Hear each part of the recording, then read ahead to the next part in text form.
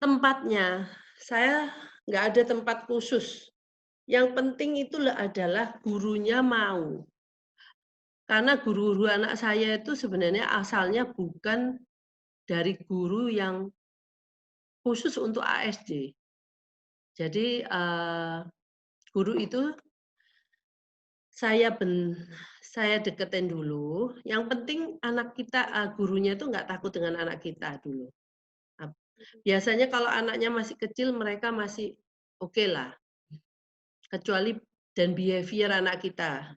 Behavior-nya itu anak kita, harus bisa diarahkan, jangan anak yang masih belum bisa diarahkan itu akan sulit mengikuti,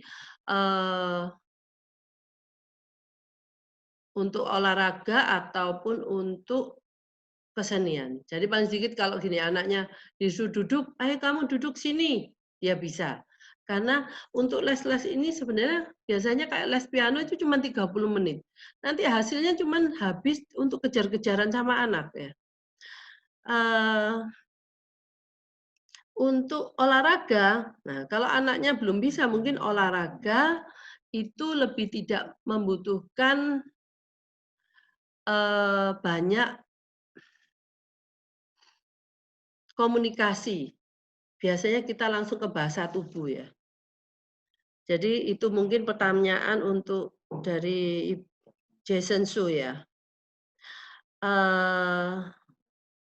Untuk menggunakan ATEK apakah perlu izin? Enggak, karena ATEK itu, free, gratis untuk bisa dilakukan oleh siapa saja. Terus kenapa anak saya kadang naik turun skor ATEK-nya? Nah, skor ATEK ini naik turun, biasanya yang lebih banyak naik turunnya itu dari sisi subskala 4 ya, perilaku ya, health, physical, behavior. Nah, itu memang tergantung dari kondisi anak saat itu, Ibu. Mungkin ada sesuatu nanti dari sisi kesehatannya, kenapa naik turun. Kalau anak-anak ini sakit, pasti mengalami regression dalam kemampuannya. Maka dari itu, anak-anak ini skor ATEK-nya naik turun. Apalagi kalau Ibu ada yang sudah mengikuti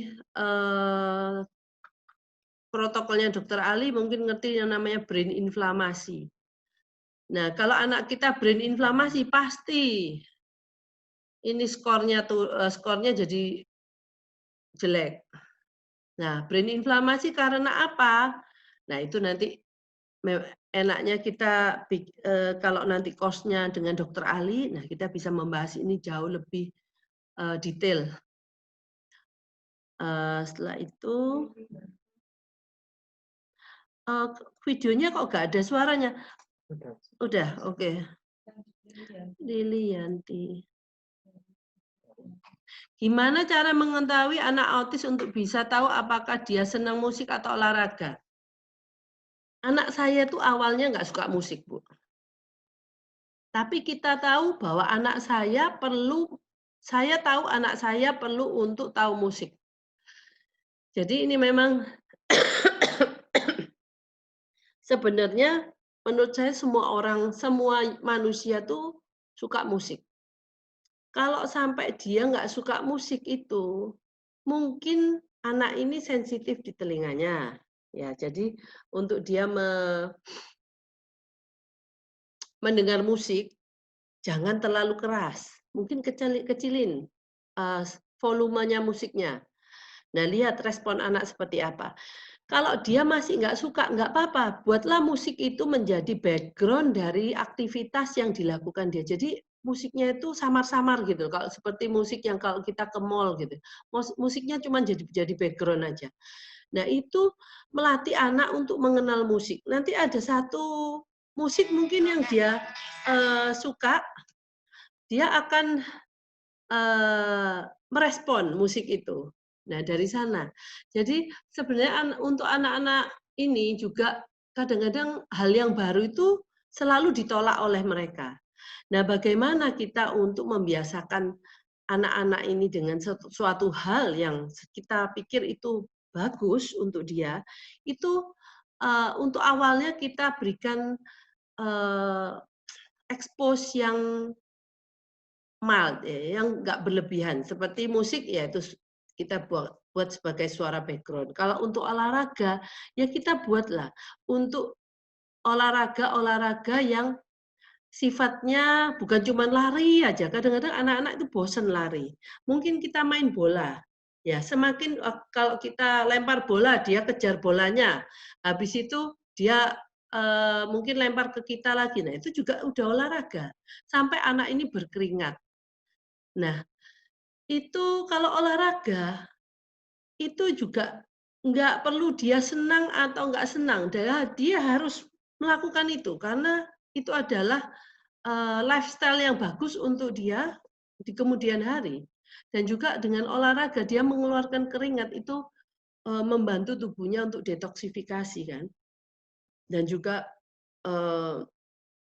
ada hal-hal lain yang benefit dari olahraga itu nggak cuma detoksifikasi. Di sini saya nggak bisa ngomong satu-satu, mungkin Ibu bisa Google lah manfaat olahraga. Dan tidak perlu anak itu senang nggak senang. Jadi kita pertama kasihkanlah itu seperti permainan, tetapi yang base-nya menggerakkan tubuhnya. Terus pertanyaan selanjutnya, anak saya 13 tahun apakah bisa mengikuti ATEK? Bisa, Bu. Seperti saya bilang bahwa untuk ATEK ini seperti memang ada dia suggestion sampai umur 12 tahun. Tetapi untuk anak Ibu, lakukan aja. Karena saya tahu meskipun anaknya di atas 12 tahun, anak Ibu pasti punya masalah dari kuesioner yang nanti kita bicarakan. Oke, dari William ya. Anak saya sudah terapi ABA 1 tahun, sudah sebulan konsumsi suplemen, skor ATEK-nya masih stuck. Anak saya kemampuan motoriknya lemah. Nah, untuk suplemen ini, untuk Pak William, mungkin Ibu untuk memakai suplemen itu tiap anak dosisnya tidak sama. Ini adalah kesalahan yang dulu saya, walaupun saya konsultan saya itu dokter dari luar negeri, saya juga diberikan suplemen-suplemen seperti itu. Tetapi kalau suplemen itu kita nggak bisa mendapatkan dosis yang tepat untuk anak kita, suplemen itu nggak akan ngefek apa-apa. Jadi dalam hal ini Pak William harus masuk ke dalam satu grup dokter ahli dan melaporkan kondisi anak setiap minggunya, itu bukan ATEK, cuman report mengenai perilaku anak, di mana disertai dengan suplemen apa yang diberikan. Di sana akan di-adjust lagi suplemennya, supaya kita bisa tahu sampai anak ini mencapai dosis yang tepat untuk anak Bapak. Ya. Kalau untuk dari Nicholas, kalau skor ATEK anak saya sudah stuck 3 bulan ini kenapa kira-kira? Nah, itu berarti ada sesuatu yang perlu kita lakukan. Kita bicarakan secara spesifik. Ini kalau untuk skor ini juga harus kita konsultasi dengan dokter ahli. Ibu juga harus Nicholas ini dari Pak Nicholas ini juga harus memberikan laporan tiap mingguan ke dokter ahli supaya dia bisa merubah suplemen dari anak Bapak. Nah, untuk beberapa orang tua yang di sini yang menginginkan masuk ke dalam grupnya, WA grup dokter ahli, boleh mendaftar di sini, nanti saya masukkan ke grupnya dokter ahli yang khusus kita untuk membicarakan masalah suplementasinya itu, problem suplementasi. Tapi kalau Bapak tidak pernah melaporkan mingguan, kondisi mingguan anak Bapak, dokter ahli kesulitan untuk membantu, untuk memberikan adjustment suplemen yang dikonsumsi. Mungkin dikurangi, ditambah, atau mungkin kita melakukan suatu mungkin pengecekan apakah suplemennya itu anak ini menjadi alergi terhadap suplemen itu gitu ya. Nah, itu banyak kasus. Jadi kita nggak bisa cuma makan aja seperti saya dulu. Walaupun konsultannya dokter dari luar negeri, dari Amerika pun itu nggak bisa. Kalau nggak dokternya itu dengan kita itu punya komunikasi yang baik. Terus saya lanjutkan ya untuk olive. Saya baru pertama kali ini mengenai tentang ATEK. Setelah ini apa harus sebaiknya saya lakukan? 3 tahun lalu kamu melakukan terapi okupasi, tetapi sudah berhenti. Anak saya 11 tahun kelas 4, belum bisa nulis, baca, namun hafal angka, tahu warna dengan baik, namun tidak bisa menunjukkannya. Saya harus bagaimana? Untuk terapinya, Bu, saya nggak bisa bahas di sini. Kalau saran saya, untuk Olive 11 tahun, Ibu daftar aja di grup Dokter Ali. Dokter Ali akan bisa membantu dari sisi suplementasi. Itu yang saya lihat itu paling mudah dan perubahan di anak itu akan langsung kelihatan. Kalau anaknya tuh lebih siap ajar gitu ya, maksud saya itu. Jadi anaknya lebih tenang. Nah, kalau anaknya masih hiperaktif kan kita sulit. Walaupun anak ini pintar tapi hiperaktif, bagaimana kita mau memberikan materi yang bermanfaat untuk anak. Jadi menurut saya kalau dari untuk Olive 11 tahun, Ibu daftar aja dulu di grupnya Dokter Ali, kita bantu dari sana. Selain itu memang masih harus Ibu melakukan terapi-terapi yang lain. Mungkin terapi yang lain itu tadi yang Ibu sudah lakukan hanya melakukan terapi okupasi. Itu nggak cukup, Bu. Harus ada terapi perilaku dahulu. Karena terapi perilaku kalau nggak berhasil, terapi lainnya apapun tidak akan bisa masuk ke anak kita dengan efektif. Nah, sekarang efektivitas itu bisa dibantu dengan suplemen. Asal penggunaan suplemen itu kita bisa tahu dosis yang tepat untuk anak kita dan kita akan melihat dampak langsung. Nggak perlu lama-lama. Nggak seperti kalau saya dulu tuh terapi perilaku dengan anak di center saya tuh butuh waktu kira-kira 1 bulan, 2 bulan untuk anak-anak ini benar-benar mengetahui untuk bisa diarahkan. Begitu. Dari Bu Ersti Hananto. Bu, anak saya 5 tahun baru mulai suplementasi sesuai arahan Dokter Ali. Tapi saya kesulitan pemberian anak saya, sering lepek karena rasanya ya gimana solusinya Bu? Boleh dicampur makanan atau minuman? Iya, suplemennya tuh boleh dicampur makanan dan minuman, Ibu. Jadi nggak harus cuma seperti kita minum obat, memang rasanya nggak enak ya. Maka dari itu Ibu boleh sembunyikan itu di dalam makanan dan minuman.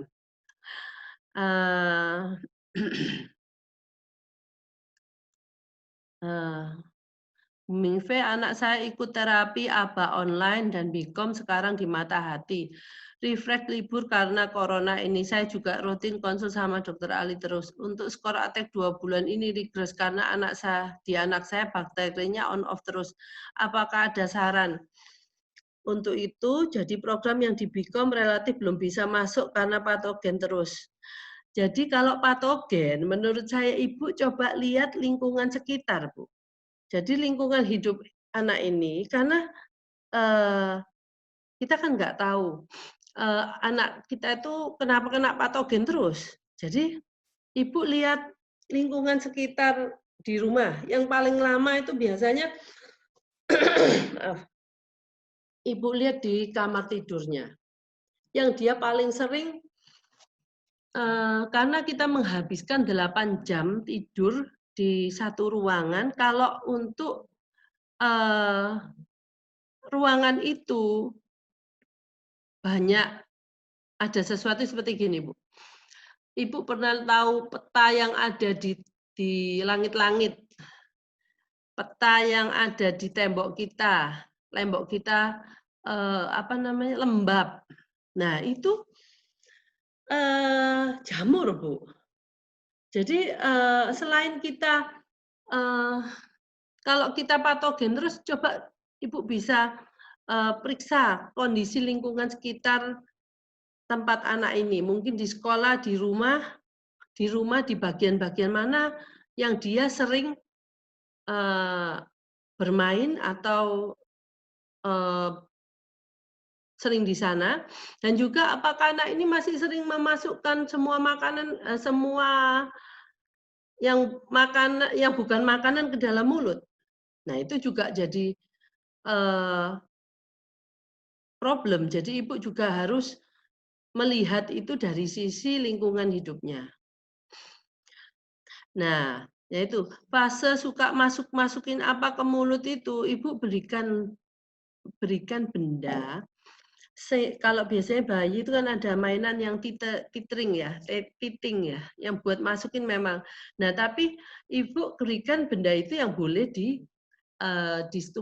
stimulasi untuk dimasukkan ke dalam mulutnya, tapi benda lain nggak boleh. Dan Ibu jaga kebersihan benda itu.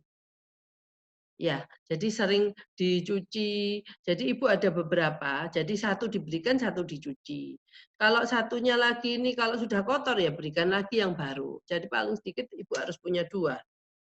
Oke, saya lanjutkan ya untuk ATEK-nya ya. ATEK ini, mungkin kita udah bicarakan untuk yang ini. Nah, jadi tujuan pengisian ATEK ini lebih detail lagi. Memonitoring status perkembangan anak, mengevaluasi efektivitas sebuah terapi.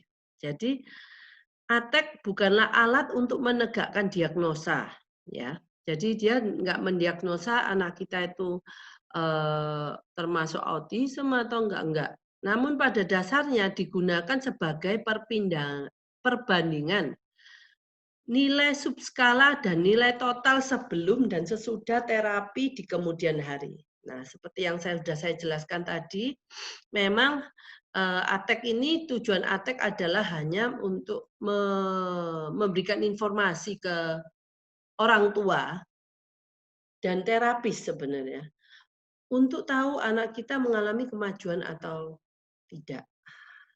Ya. Nilai ATEK, jadi kalau ATEK ini semakin rendah, semakin bagus, semakin menunjukkan masalah pada anak ini lebih sedikit atau konsentrasi masalahnya itu lebih rendah gitu ya. Sebelum mengisi ATEK, kita perlu mengisi beberapa hal ya. Nama, usia, jenis kelamin, tanggal lahir, pengisi formnya siapa. Hubungannya dengan anak itu siapa? Hubungan dengan anak dia mungkin orang tua yang ngisi, mungkin terapis, mungkin dokternya. Nah, hal-hal ini kita attach-kan nanti ke hasil ATEK itu. Jadi kita tahu bahwa yang mengisi ATEK ini siapa dan diisi kapan diisinya, karena kita tahu usia anak ini waktu itu berapa tahun dan diisi oleh siapa. Nah, kadang-kadang ATEK yang diisi orang tua dan diisi oleh terapis itu nggak sama skornya. Nah, itu perlu kita bicarakan lebih lanjut. Kita komunikasikan lebih lanjut. Dari pengisian ATEK itu kalau nggak sama itu mungkin bisa ditanyakan kenapa dari sisi terapis kok seperti ini, dari sisi orang tua seperti ini. Karena ini menurut saya sangat penting supaya semua pihak mempunyai persepsi yang sama terhadap pertanyaan itu. Dan mungkin respon anak sewaktu di sekolah, di tempat terapi, atau di mana? Di rumah. Itu nggak sama responnya. Dan kita cari tahu kenapa tidak sama. ya itu ya. Sebenarnya kalau Ibu lihat ini subskala 1 ya, kemampuan bicara dan berbahasa.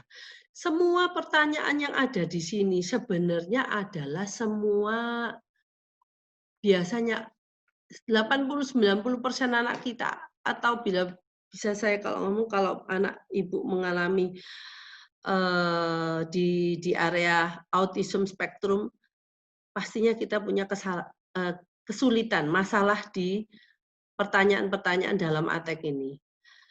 Nah, yang mau saya katakan sebelumnya adalah gini, di sini ada pertanyaan bagus, ada pertanyaan jelek, ya.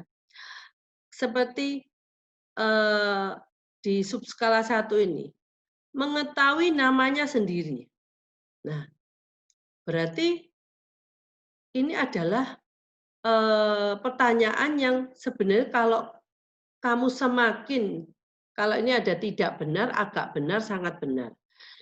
Kalau kamu semakin benar, akan mengetahui namanya sendiri kan mestinya ya jamaklah, semua anak tahu namanya sendiri.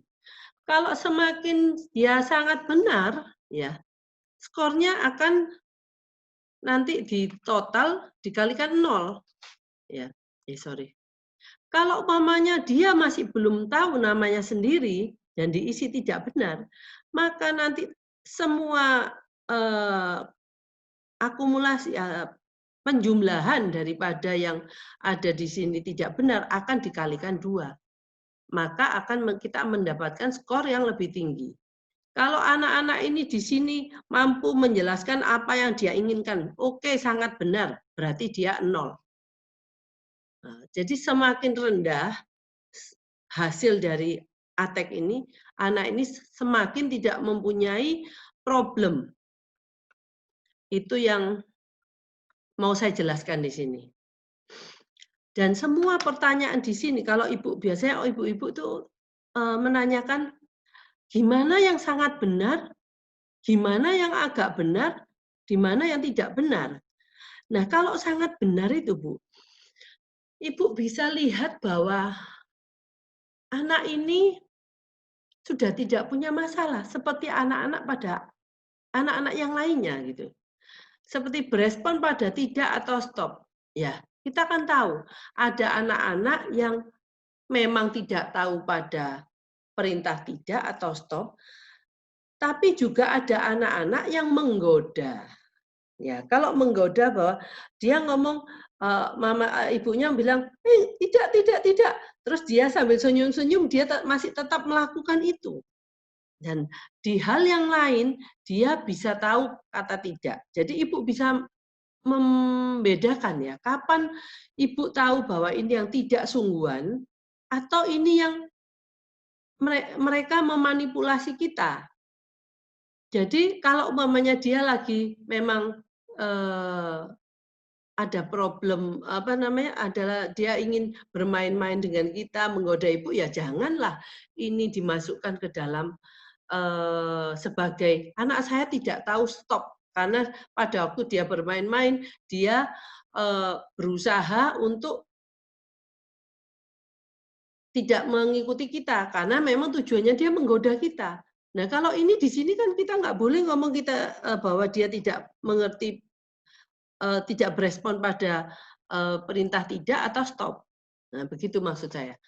Kalau Ibu mau lihat, kalau ya dari semua pertanyaan di 4 subskala ini, Ibu kalau lihat semuanya, anak kita sudah semuanya diskor yang paling rendah, yang 0, berarti anak kita itu sudah seperti anak yang pada umumnya. Seperti anak pada umurnya. Nah, itu aja yang Ibu mungkin kalau anak kita sangat benar semua, berarti anak kita sudah seperti anak pada umumnya. Itu. Nah, seperti janji saya tadi, saya pengen bicara di subskala 3 dan 4. Oke. Yang saya bicarakan lagi ini kemampuan bersosialisasi. Nah, kalau Ibu lihat di sini, ini adalah pertanyaan jelek. Mengabaikan orang lain. Nah, Kalau dia ngomong, "Oh, enggak cocok, anak saya sangat aware terhadap orang lain," berarti sangat apa, mengabaikan orang lain itu suatu hal yang jelek kan? Oke, berarti kan tidak cocok. Anak saya aware kok dengan orang lain, jadi jawabannya kan tidak cocok di sini. Nah, dilihat di bawah.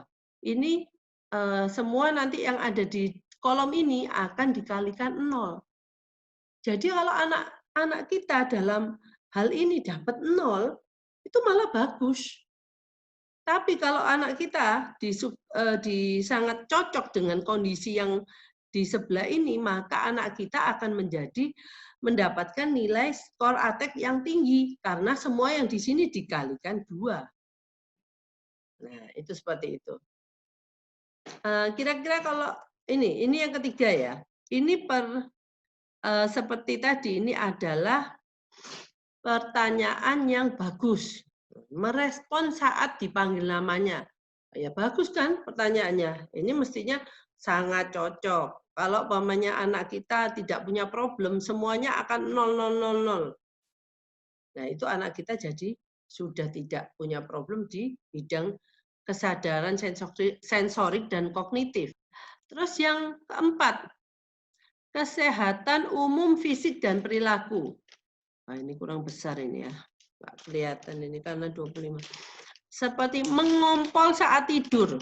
Nah, kalau anak saya mengompol saat tidur, mengompol nggak anak saya saat tidur? Oh, oke, tidak bermasalah. Berarti anak kita tidak melakukan itu, gitu maksudnya. Nah, itu yang mau saya dan Anda akan mendapatkan skor 0 untuk yang kalau umpamanya Ibu semua di sini adalah anak Ibu akan mendapatkan skor 0 dan tidak ada masalah dengan perilaku-perilaku yang disebutkan di sini. Nah, itulah yang mau saya jelaskan lebih dahulu sebelum saya masuk ke dalam satu-satu pertanyaan yang ada di dalam ini. Kira-kira ada pertanyaan dari Ibu-Ibu sampai so far seperti ini? Kalau terapis belum berkenan, ikut mengisi form ATEK bersama gimana, Bu? Kalau saya akan tanya, kenapa dia nggak berkenan? Kalau dia nggak bisa ngisi, kita ajarin lah. Ya, jadi saya kita kan juga pengen tahu anak kita waktu di tempat terapi bagaimana. Kalau menurut saya semua terapis maulah, kecuali dia nggak tahu caranya mengisinya. Pak Aryo. Pak Aryo itu Bapak ya mungkin ya. Aryo Putri ya, Ibu Aryo ya. Kalau Ibu nggak bisa, Ibu bisa ajarkan. Atau Ibu bisa invite dia untuk mengikuti cara mengisi ATEK. Maaf Bu, kembali yang di subskala 1. Terutama yang untuk BAB itu, kadang masih di celana, tapi dia langsung ke kamar mandi setelah itu. Itu kita isi kolom yang mana? Nanti Bu, saya akan anukan di mana. Tapi sebenarnya Ibu tahu, kalau sesuai dengan, kalau mamanya dia berarti masih belum bisa mengetahui kapan dia mau BAB, jadi dia tahunya sesudah keluar. Nah, itu masih belum sempurna, Bu. Jadi kalau saya ngomong itu masih belum bisa. Kalau untuk Nicholas, kalau tiap malam bangun 1 kali untuk pipis, tapi tidak ngompol, apa itu termasuk bermasalah atau apa? Ya enggak lah Bu, cuma dia bangun pipis, kita pun juga bangun pipis, ya enggak bermasalah. Terus untuk ngompol, kalau di rumah sudah tidak pernah ngompol sama sekali, termasuk dalam malam hari juga sudah aman. Hanya kalau saya ajak pergi lama, masih saya kasih pampers karena dia belum bisa ngomong kalau mau pipis itu masuk di kolom mana. Nah,